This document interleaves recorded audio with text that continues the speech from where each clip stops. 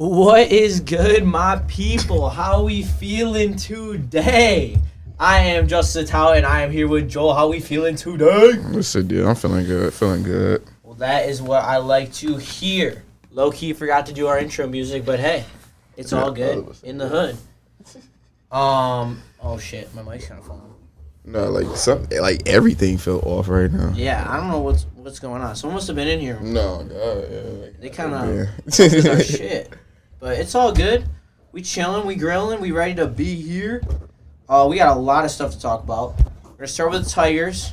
Then we're going to talk about the most underappreciated Lion on the team. Or, not underappreciated.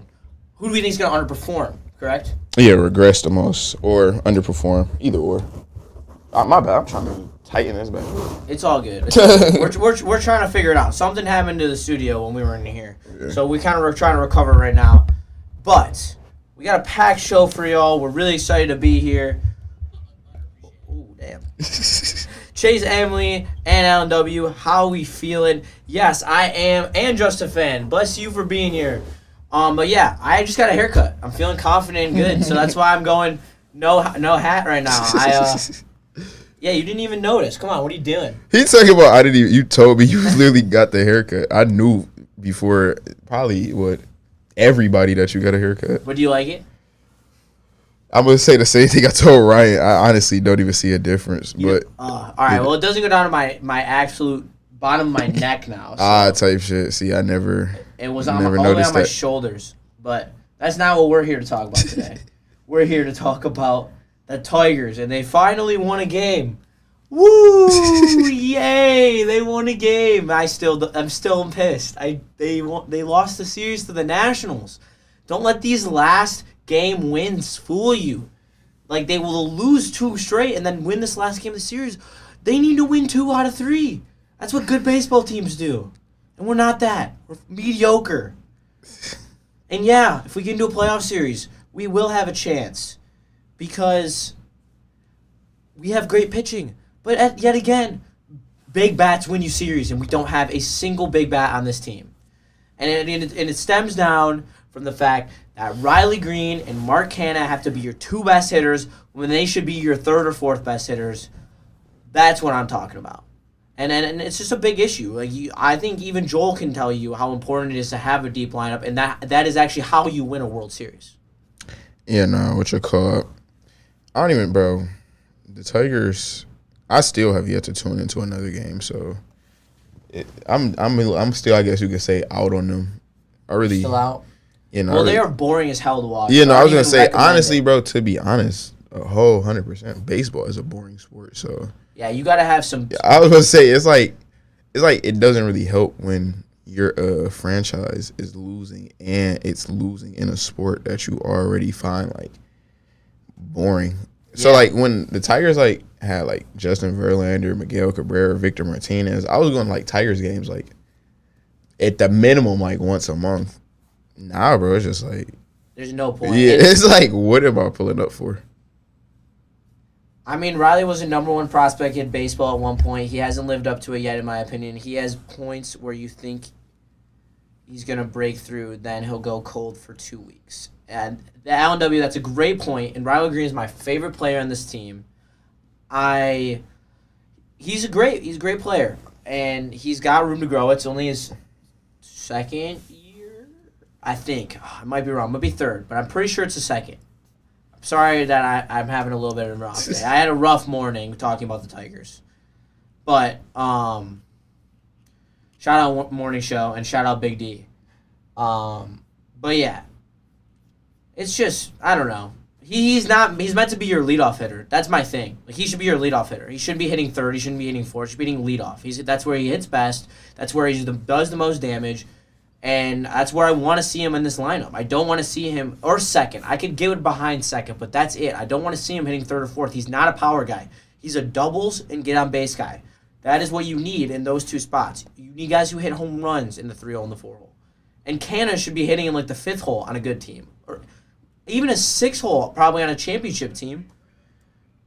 My issue is we're going to get to the playoffs, and yeah, we might be able to win a series with our pitching, but if we get to the playoffs and we actually have bats, then it won't be, oh, maybe we'll win a series. Maybe it's, oh, we have a good chance to win the series. Wouldn't you rather be in that position? Wouldn't you rather be in the position where you have a couple bats and you're like, oh, maybe we'll actually do some damage. Maybe we'll actually win this series. Not just pray that our 3 pitchers shut them down and we score, and they score no runs, and we win on 1-0 and 2-0 games. Yeah, it works sometimes, but even the Moneyball A's ran into issues in the postseason. They lost in the ALDS. Well, I say all the time, I guess I get a little bit of flack for saying I would rather completely suck than be mediocre.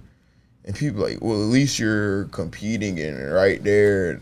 Like, yeah, but no, like a lot of times you're just competing just for the sake of dying last. Yeah. Well, that's what this would feel like. It would just be like if the Tigers limp into the wild card, it would just be the sake of being one of the last teams to get their season ended. Like, and you compared it to the Lions when they were 1-7 or 1-6. I don't know. No, yeah, I was saying when you were talking about people saying like, oh, but they look better, but they like even if they haven't started winning yet or drastically improving, just saying they look better. I was saying that actually does play a part into things because like, granted, like I keep saying, I'm not tuning into the Tigers games. I ain't even gonna lie to you and say I am, but from just looking at the stats and looking at the scores in the box score each time, the pitching is doing good, keeping a lot of the scores low.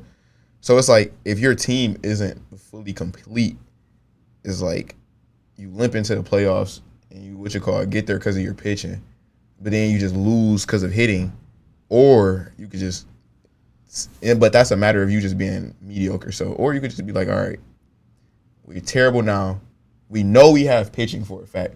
Instead of let's trying to limp into the wild card, let's just make the necessary moves that may make us a little bit worse this year, but make us better this year instead of trying to stay at the same point we had this year to really not get better at any point. You are in the worst place in baseball where you currently sit. Yeah. Because you have assets, and you can either keep them and try to win this year. You can trade them to get capital for next year, but there's not really a middle. Like you can't sit in the middle ground. Like that's where you are right now. You have to decide if you're going to go after it this year, and it's important for you to win one playoff series, or is it important to try to win the division next year? It's kind of a trade-off, but the difference is to that Lions team and this Tigers team, to bring it back around, is that the Lions showed you how good they could be. They struggled, and they had a lot of mental errors that they had to work through that lost them those close games early in the season. But then they broke through, and you saw how good they were as they ran to through those last games, only losing to the Panthers. It's just so different. The Tigers have yet to prove that they are a serviceable offense, per se. Like, even that defense proved that they could be serviceable in the back half of that year. Did you know? You understand like what I'm trying to get at?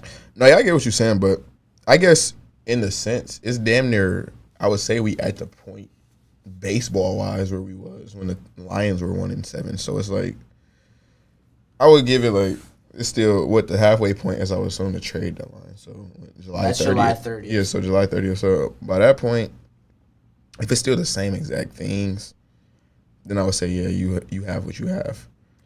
But I don't really know, bro. It's just and the Tigers have been bad for so long that it's like. And like I can't deal with the be patient any longer. I'm sorry, guys. I cannot do it. It's been 10 years. No matter who you decide to blame in that, I have my own agenda. I know who I blame. Because I was gonna say I actually like enjoyed the Tigers the least when we were in like our limping phases. Like I remember we lost to the last like Tigers playoff series. I remember watching us against the Orioles. That was like the last time that was my last time like watching the Tigers consistently. Like all throughout like most of my childhood, I like kept up with the Tigers. Like I wasn't like all the way in depth, but like I kept up for like the most part, like week by week. But when they lost to the Orioles, I think that was like 2014, 2015. That was the last time I watched the Tigers like full series.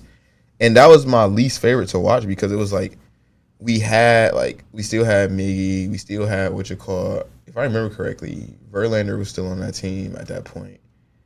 And then it was one more pitcher still on the team at that point. And what we did wrong was we decided to get rid of the money instead of getting prospects, and that's the difference between when the Mets are going to be good in the next couple of years, because that's what they did with DeGrom and Verlander and Scherzer, where the Tigers did it to dump the cap, and they only got Jake Rogers in return, and that return is terrible, and that's why you're seeing them struggle so much. But it's just, I don't know, it's just they're in such a tough position, and if they really got a big bat in here, which I know in a little while I had you find a list with some people on it that I want to go through, because there are some really good bats on the trade market. You probably are going to have to give a haul for some of them, but at the same time, like, we don't have a big bat growing in the minors right now. Like, you might as well go get one. Like, you even want to take more chances on more unproven prospects when you can just go out and get someone that's a true thumper. Like, it's not even a debate in my head.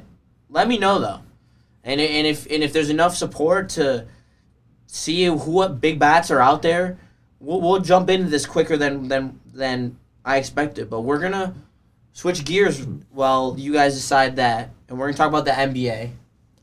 And Joel, Game 3 was last night. Yeah. The Mavs kind of started a little hot. They have every game though.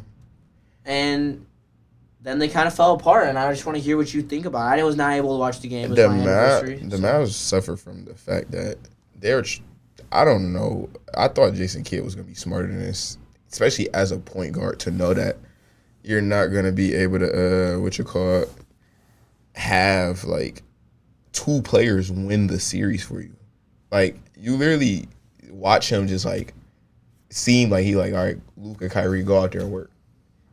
And it's like, okay, yeah, they can go out there and work, but you're not going to win a team game, just having your two best players go out there and just dribble and try to score every single possession. Because I literally was saying, when Kyrie was heating up and they both were like, at one point they were both at like 20-something points, I'm literally like, I'm like, they're still about to lose, because I'm like, nobody else is scoring for them. I'm like, bro, they could get 40 points each.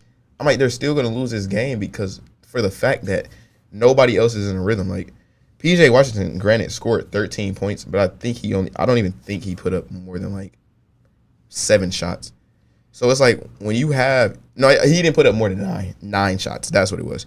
When your shots are coming, when you want your third option to help you win a game, but his shots are only coming every fucking 5 to 8 minutes, it's like he can never get any rhythm. Not even taking a shot. Touching the ball every 5 to 8 minutes. If he's touching the ball every, like, 6 to 8 minutes, it's like you can never get any rhythm at any point. Yeah. You saw that with Derrick Jones. He literally, at points, shots that in the Thunder series and the Timberwolves series that he was comfortable catching that weren't, like, super wide open, but he was in a rhythm, he would take and hit. He hasn't been taking those because he isn't in a rhythm. So a lot of times that he's had open shots that now he's passing up because he isn't in no rhythm. He isn't having that confidence to hit. So when you're not giving your role players that confidence you can go out there and hit these shots. Like, when I'm not out there, you see what happens once Luka got fouled out. It was literally like, it was no hope for the Mavericks. It was none at all. It was with 4 minutes left, and they was down by, like, they were down like 3 points. And if you check the thumbnail, he has more fouls out than finals wins. So that's pretty funny too. But yeah, is the series over? Let's just keep it short. Series over? No, just anytime I see a series reach 3-0, I say it's over. I'm not one of those people that be like, oh, anything. If I've seen multiple times that, I think, bro, let me pull up the stats. I don't think that team has ever come they haven't. That's what. But I'm like, I think it's like 0-37. Like, yeah, or not 0-30, 0-307. That's what I meant to say. Hey, I love fans that have blind faith in their team. I just don't. I can't get behind that. But no, one of the main things that I was gonna say too is, like, bro, Luka is, like, never gonna win if he like, if he's gonna just keep complaining to the refs like that. Like, bro, One, you have to realize this is my biggest thing that I never have got with athletes that complain to the refs. These refs are people too. Just how you wouldn't want to be talked to any kind of way. Oh, fuck you this, F you that. Like, you terrible, you suck, da da da da da, you good, you da da da. Like, all right, yes, a lot of refs are bad. Bro, what ref is going to give you any favorable cause by saying, what ref is going to give you favorable cause if you just chirp and complain at them every single game? Like, bro, they literally, it was one of the files, they went to review it. I literally said they're going to not give it to him out of spite because it's Luka. And they literally didn't give it to him. Jrue Holiday, they went and reviewed it on the camera and everything. Smacked his hand. That's the reason the ball went out of bounds. He smacked Luka's hand. Luka complained and bitched so much throughout that game that they just was like, fuck it. Like, that's literally what they said. They was like, fuck you. We not even about to give you this foul. Luka is not Spanish. He came from he did play in Spain, though. I think. Slovakia? Yeah, he likes Slovakian, but he not Spanish. So, I was just going to read Alan W.'s comment about how the Celtics winning is a worst-case scenario other than the Lions. He's on pretty much sport life support, and I feel that. I hate Boston. Man, that's who I wanted to talk to. Alan W., what the fuck did I tell you, man? I told you that shit. I tried to tell you before game 1 started, I tried to tell you it was Celtics. Game 2, I tried to tell you this shit. You didn't want the Joel Sportsbook. I was about to say, game 2, I tried to tell you this bitch wasn't reaching 5 games. Game 3, I told you, or before game 3, I told you we could still bet. I need your input, Alan W. I was like, damn, I don't got Alan Instagram or nothing. Like, I was about to tag you and everything. Like, I was about to just start parading. But He's a D1 troll. I gotta wait. I gotta wait all the way till 4:00 something to say something to Alan W. Damn. But no, yeah, that series is definitely for a fact over. All right, well, I wanna address this Chase Amley on this Tiger stuff because we've been low key talking about this all day, and I finally have the platform to be able to talk about what I want to talk about. And so my buddy, and you can pull up that list for me, please. My buddy is a Chicago White Sox fan. It's actually my sister's boyfriend, who's like a brother. Me and him are homies. Shout out Max. And he was telling me about Luis Robert. And Luis Robert's nasty. And I cannot say I'm familiar with his stats, but it's probably not as good as usual because he's on a terrible team. I know he's a home run hitter. I know that for. Oh, he's a monster. I was gonna say I usually take him to hit a home run. But and he was telling me that the price tag isn't going to be that high. They are looking for prospects. They are looking to completely reset. I don't even think you'd have to give up Jackson Jobe to get him. I think you could give up Reese Olson, and you could give up a couple picks in the farm. Maybe you give up Kreidler. Who gives a shit about Kreidler? We have McGonigal and Clark coming up at shortstop. I'm just saying, everyone's like, oh, Cleveland's so good. Their lineup's so good. No, it's not. They have Jose Ramirez. He hits a shit ton of home runs. He hits a bunch of doubles. He might be leading the MLB in doubles. Or he's close to the top, I know that. One of the best hitters in baseball. And Louis Robert is feared. And you throw him in center field, you throw Riley in right, Riley in left, and Carey in right, and you got 2 lefties and a righty out there. And you actually have someone who could just take the stress off everyone in this damn lineup.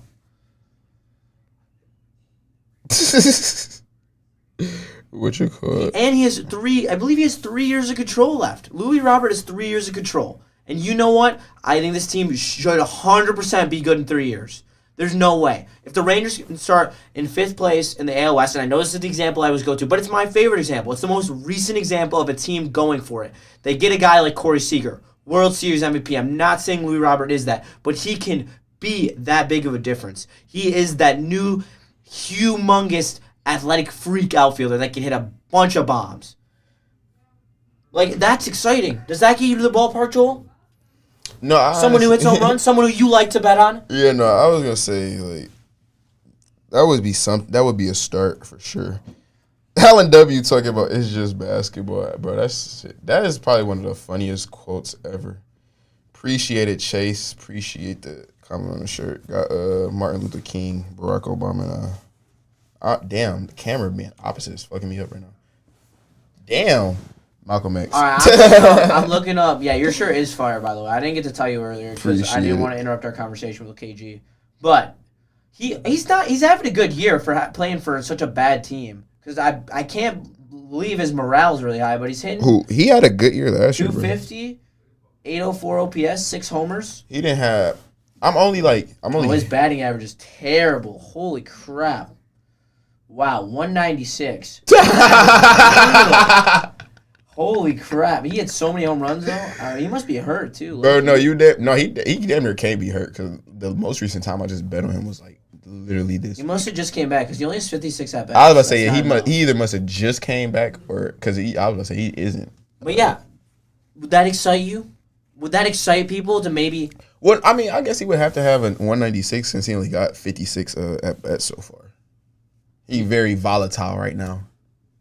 Talking about me? No, I'm saying 196 with only 56 at bats. I'm saying he had a volatile space. Like if he have a bad series, that bitch is plummeting, and if he have a great 100%. Series, it's going. 56 at bats is not enough. You know, I'm like if he have a great series, it's going to skyrocket back injury, up. Like he's going to heat up. I mean, you got to adjust to the big league pitching. It's not like it's, cakewalk here. Yeah, no. All right, let's see here. I'm trying to look at his 2023 stats because I'm curious, how good his season was last year. But throw me a couple more names on there. I'm curious what you found on this list. One of the names was, bro, I literally still don't know how to say it. Miguel Andujar from the Athletics outfielder. Yeah, I don't know if he fits. I like Rooker from them. That's going to cost you a little bit, but... What you call it? They got Josh Bell. See, Josh Bell is a very interesting one. He's not having a great season, but he's shown you that he can do it. He's a switch-hitting first baseman, which apparently you need a first baseman now because you can't count on Torque currently, even though he's raking in AAA. Of course he's raking in AAA. He's supposed to rake in AAA. He has raked in AAA. It's a confidence thing. Is he going to come back and still have the yips like he possibly could have? Maybe. You don't know that. So I mean, yeah, you might, and he's a short-term contract as well. So that's not necessarily an issue long-term. But Louis Roberts also 26. He matches your timeline. Yeah, bro. He started in 2020. He's young as hell. Yeah, even if you think the timeline, I think the timeline's 2 or 3 years. You guys might think the timeline's 5 years because you guys want to be patient. Blood had 38 home runs last year. Yeah, he's nasty. What was the OPS last year? 857. Yeah, 857. So good. See, that's someone who wins you a playoff series. You want to talk about winning a playoff series? Talking about Nelson Cruz putting a dagger in the Tigers' heart, hitting 5 home runs in 2011. That wins you playoff series, people. Bro, people who can hit bombs win you playoff series. Bro, didn't he hit a home run in every game to crush us? 1.3 home runs a game. He was crushing us in every game. Yeah. Didn't he hit 2 grand slams that series? He hit at least one. Yeah, I know for a fact he hit one that was a dagger to us. Anytime that I remember the Tigers getting out in the playoffs, it was because the other team had a bat that was hot as a piss missile. Pablo Sandoval for the Giants, David Ortiz for the Red Sox, freaking Nelson Cruz for the Rangers. Every single time. That's what wins you playoff series. And Braylon actually was just talking about it today on E&E. The best home run hitters. That's what you need to win a playoff series. So, yeah, it's great. We have better pitchers than the other teams when we go into a playoff series with them. That's fantastic. But you know what would also be great? If we had one of the best bats in the series that we could count on. And maybe if Louis Robert in a playoff series, that's at least 2 home runs. Looking back at it, I think that's why I was so confident to take the Diamondbacks last year. Telling my one friend, he was a Yankees fan, telling him, bro, the Diamondbacks are making it to the World Series. Because I literally, the whole season, was only betting, Corbin Carroll, Christian Walker, and Lourdes Gurriel, and then they had Tommy Pham. I literally would bet them, on different days to get a home run, or, just bases, mostly for, Corbin Carroll. Just bases. So, I guess in my head, that had told me, bro, they got hitters. Fuck it. I'm like, that's what I was thinking about in my head when I told him. I'm like, bro, they have 5 people that I bet on to get hits. You got to be 9 deep to make a run. And I'm like, bro, you got 5 hitters that I'm confident of putting my money on. So it's like, bro. And usually, on top of that 9 hitters, you got to have 2 guys on your bench who you can bring in pitch hit situations to adjust the pitch. Who was a pitcher? They also had. They had Merrill Kelly, who's nasty, and they have. There's another one that I'm trying to remember. He's the bigger one too, I think. The one I'm forgetting. That's what I'm saying. I think they had like a better one. I was just down there. Gallen. Zach Gallen. That's what it was. Yeah, he's nasty. And let's go Red Wings Sparty. Shout out. That center field homer off Annie ball that Nelson hit still has not landed. No, it is not. Honestly, I don't remember how hard he bat flipped, but if that was to be done in today's game, that bat would be sent to the fucking moon. It would be boom. Bro, no, what's funny is this is like. Do you like bat flipping? Bro, I literally don't like baseball for the simple fact that they don't do anything showmanship. I'm all for talking shit, getting in your opponent face and telling them, yeah. So do you like Ronald Acuna? That's my boy. I love Acuna. I don't watch baseball enough to see the antics he do. So like, all right, I'll have to show you a video. Yeah, this dude has got aura to the moon. He wears 3 gold chains. I love all that. Yeah, I love all that. Like throwing up socks, and he pimps everything he hits. If he hits a home run, he pimps it. He takes 3 steps out of the box and flips his bat. Bro, because I literally say, bro, at the end of the day, it's baseball. Like, it's already a boring. This is almost at the point that I got at with the WNBA. Like, you have to throw something in there to, like... Hey, lace the balls. Like, I get it. Yeah, a home run can be exciting, but, like, it's a lot of games. A lot of full games I've watched not even seeing a home run, but it'd be like... Well, that's an issue. It'd be like, what you call it? Well, no, it's a lot of, like, games that'd be, like, 7 runs by one team, but they just got a lot of hits. It'd just be like a lot of doubles, a lot of on base hits, a lot of walks, shit like that. Like, yeah, you get hits that way or score that way. But it's like, as a fickle fan, that's what I would call myself. I'm a casual fickle fan. Like, I'm only going to be watching if the Tigers are good. And I'm only going to, like, even when I bet on games, bro, I don't even tune into those. I just watch it through the box score. Like, so what you call it? Yeah, like doing like adding that showmanship to the game, like pimping home runs, like literally like hit a home run, talk some shit to the pitcher, like yeah, you fucking suck. Take your bags, and then come back, pick up your bat, and talk some more shit to the catcher. Like that's honestly how baseball should be, but they got so many unwritten rules and they're wrapped up in the gentleman's game stuff, and and that's gonna be the reason that it can't like that's the next evolution. The bubble. That's what it's like. It feels like baseball is a bubble that it has yet to be able to pop. Like they tried the juice and they tried juicing the balls. They tried letting players do steroids. I don't think they was letting players do steroids. No, they weren't. They just weren't testing for it. What they should have kept doing is juicing the balls and letting the pitchers use sticky stuff, because that was an elite level era of baseball. I loved watching those games because the pitchers were throwing nasty stuff. Like their balls were moving way quick, way more, and with higher spin rates, and most of the runs were being hit by home runs. And who doesn't want to see a good home run? Yeah, no. So it's like if you can have stuff like I said, they didn't did all that, but it just feels like they haven't been able to bust it's like a bubble. They haven't been able to pop through yet. They've been close, but they haven't been able to pop through to like make it where it's like, oh, like are they right there with basketball and football? Because like. When you think no, they're not. That's what I'm saying. Like when you think of NBA and NFL, you think NBA NFL. Like depending on how you look at it, one is a little bit higher to you than the other, but you can't really say, oh, NBA up here and NFL right down here. They're like they're out right there. But NBA and when you could put those two together and then put baseball, it's NBA and NFL right here, and then baseball is like right here. Like nobody's really like. But if they start letting them pimp home runs, like do bat flips, like talk shit, getting a little fight here and there, maybe mic up the players, just show them what they saying to each other on the like, bro. Because I've seen they mic them up for Sunday Night Baseball. They mic them up for on-field interviews. Shit, just let one player be mic'd up and just let's hear that.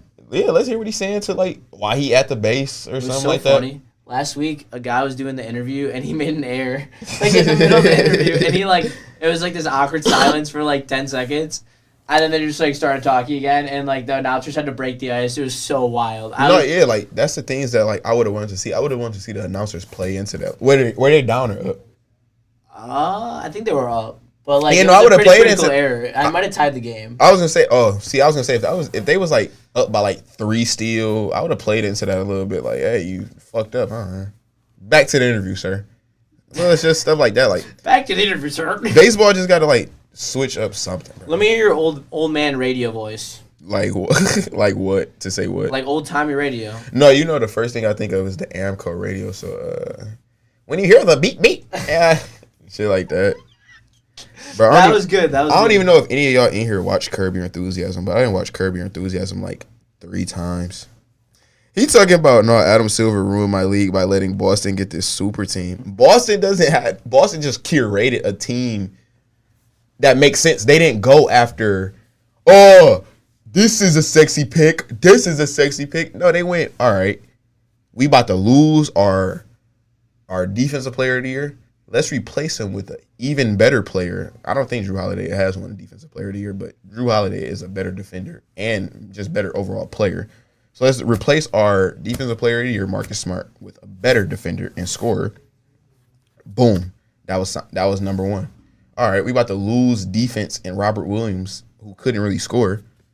We ain't really tripping. Let's get Kristaps Porzingis over here, who not gonna really play too much defense. He ain't gonna play too much defense, but he gonna score for us. That's really what it is. They just went about building a team the right way. They didn't because they could have easily went about let's fiend, let's whip up a trade package for Dame. Let's dismantle our core to get Dame. Let's make the fans happy. Let's try to put butts in seats. Let's try to get this player. Let's try to get this player. No, they just said, bro, what do we need to win? You know what gets butts in seats? What? Winning in championships. Easiest way to make money. Yeah, I mean, they didn't already won 17, about to be 18. Well, yeah, I know. They honestly, got butts in seats, but I keep seeing people say, like, I'm from Detroit. I don't want to see Boston win. Bro, I was born in 2002. I don't give one fuck about that shit that y'all talking about. From when they played the Celtics and shit back in the 80s. Yeah, no, I don't have no beef with the Celtics. So I don't give a fuck with Larry Bird and all them, the torment they was causing on y'all fathers and y'all young childhood adolescents. I don't really care. I was rocking with the Celtics. I've been rocking with the Celtics for a grip, so. That's wild. that rant is absolutely wild. No, because this is like, bro, a lot of like Detroit fans, like, not even just Detroit fans, a lot of fans in general just hold grudges. Like, bro, you wasn't even alive for this shit. Like, what do you care for?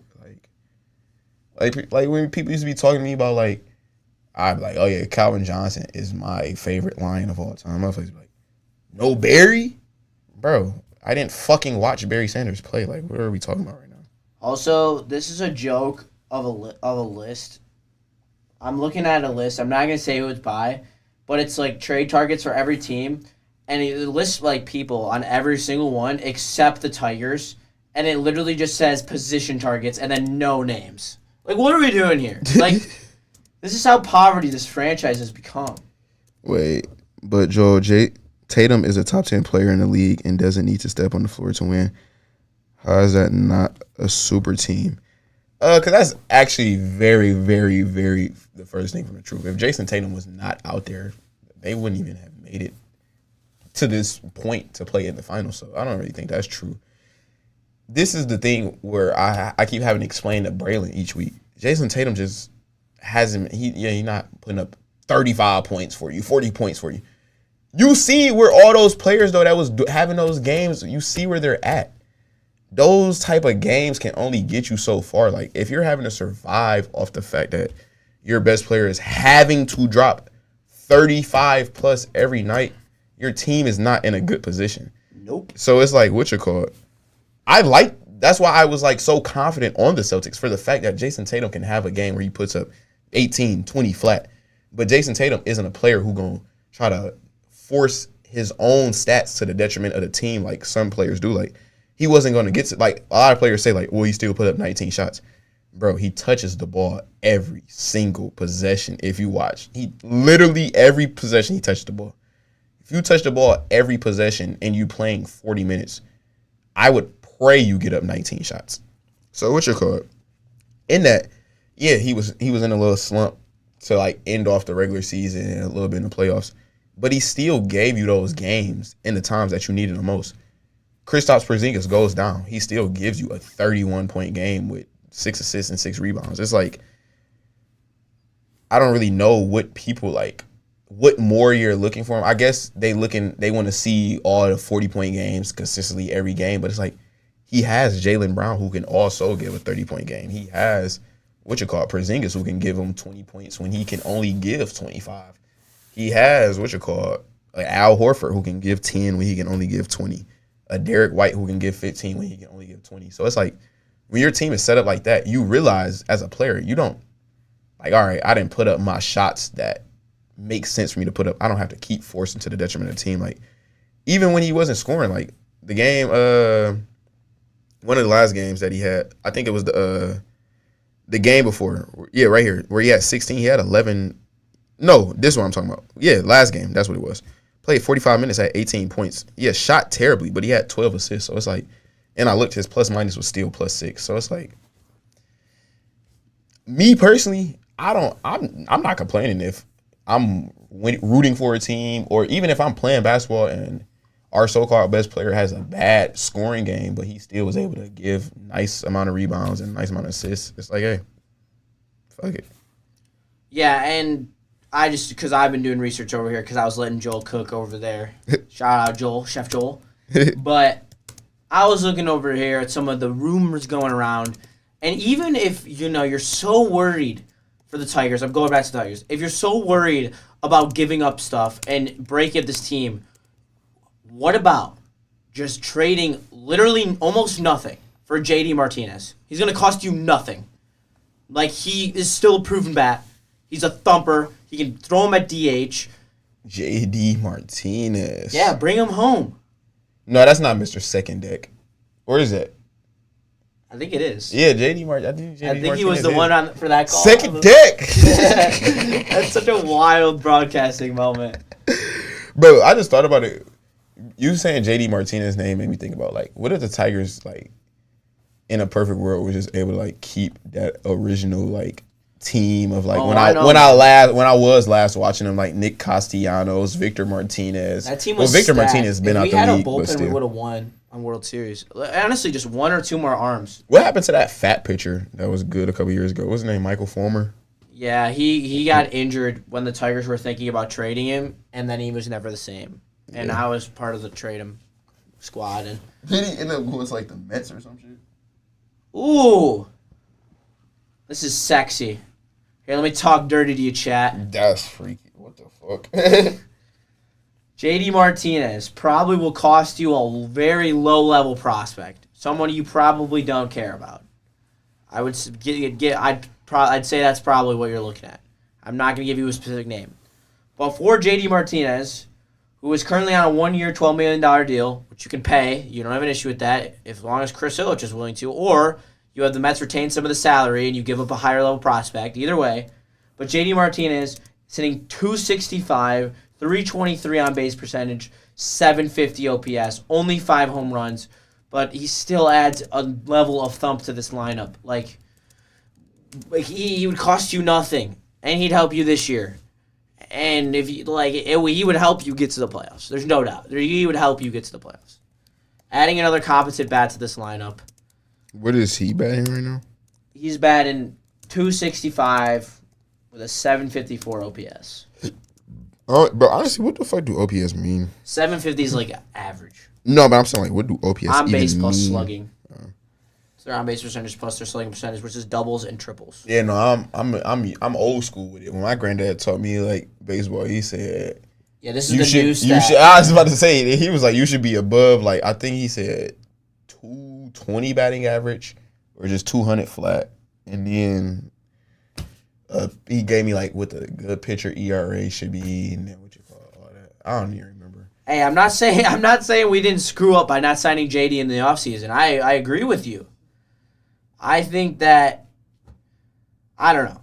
I think that that's a very plausible move. I think we're looking like that's not really stretching anything either. L&W, Justin, I'm a hockey casual, so I don't know, but why don't we keep the same energy for the Wings? They've been bad for just so as long, and both are young teams that haven't got a little better every year. Well, L&W, let me tell you about my expectation for the Red Wings this year. Because if they don't make the playoffs, I'm going to be pissed. I'm going to be shot out of a cannon. If they don't sign anyone good in the offseason, I'm going to be shot out of a cannon. Like, they have to make moves. Like, they have to do something.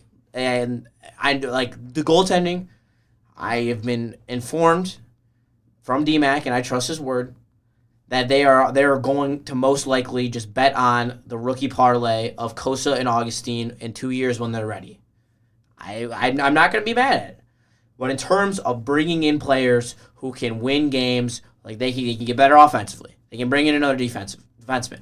They need realistically one game changer on each side of the blue line.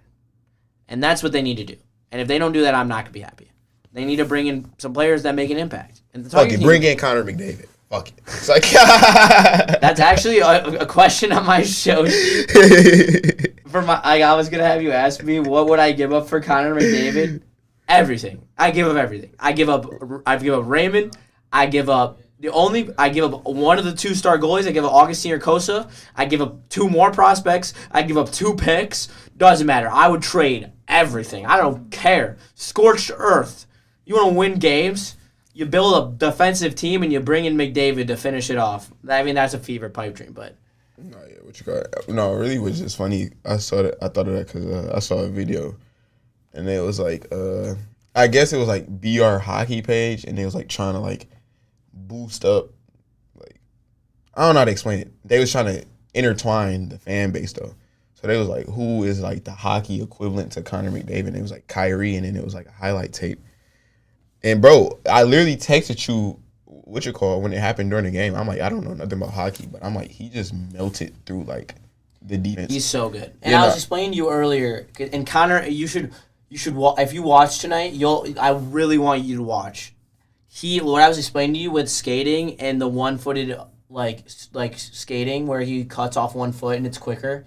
Watch him tonight. Watch how he does that. Watch how he mohawks, which is when you put your feet like this and he cuts side to side.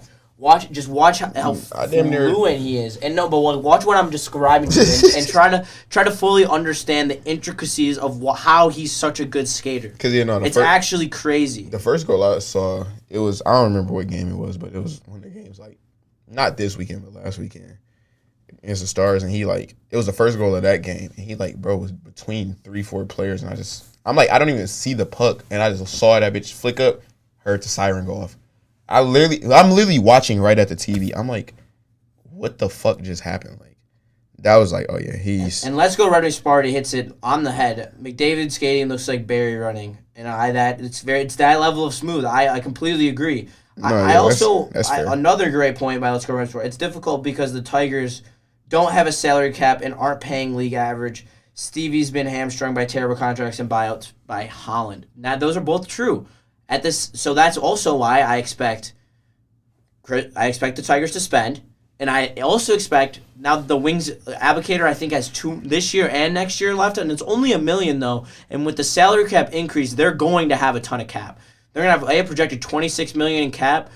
Raymond and Sutter are going to cost you 3.2 to 3.5. You got around 16, 15 million left. You also probably you might deal some of your bad contracts as well. I don't know. You have room. 100%. You have room to make moves. And I want to keep going with these comments because they're all relevant right now. Why add one player for 1 year, or why add players for one playoffs unless you can compete for the cup for many years? And that's from Just a Fan. And I completely agree. And I every move that I'm suggesting that the Wings and the Tigers make are long-term moves that fit the timetables. Like if you sign Reinhart, who I have been advocating for, you know who I haven't been advocating for? Steven Stamkos, who's 34 years old, because he doesn't fit the timeline. These aren't moves that help us, but you can still bring in really talented players to help you compete in 5 years. It doesn't we still got Patrick Kane. Yeah, no, we have to re-sign him. He's one of the people we have to re-sign, and he probably will sign for a cheaper contract than because he doesn't necessarily care about money at this point. And fuck, do we care about them? Because I don't think the Red Wings are about to win a Stanley Cup. I mean, they're getting there, and they can make moves that 35 move them in that direction. You know, that's what it's 30. I don't even know. Like, when do hockey players start retiring? It depends. Because that bitch is a brutal sport. Kane's on a down tick. Like, he's not, you know, he probably got 1 or 2 more years of true high level production left in him, and that's still with his, you know, he's not great on defense, but you know, because I'm like, bro, with how physical it is, I can't imagine once you get to 35, you're going to keep playing that shit for too much longer. Chase, I completely agree. He's better than Perron. That's not even a doubt. But like, you're paying Perron $4.5 million and you're paying Stamkos $9.5 million. Like, that's a huge difference. And like, I'm not expecting a 40-40 from Perron. And I'm not saying Stamkos isn't going to give you, you know, a 40-40 next year. He might.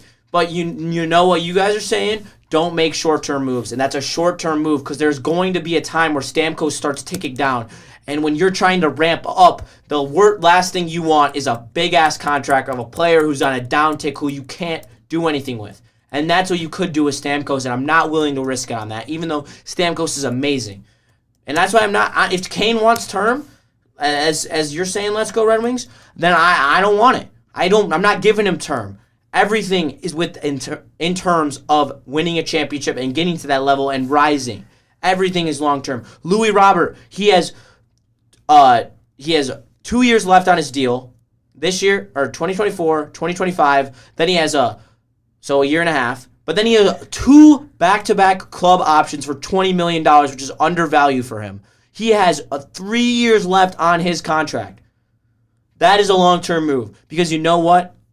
At that point, if you're good, he's gonna be able to stay here. And if he's not good, you can trade him as a rental.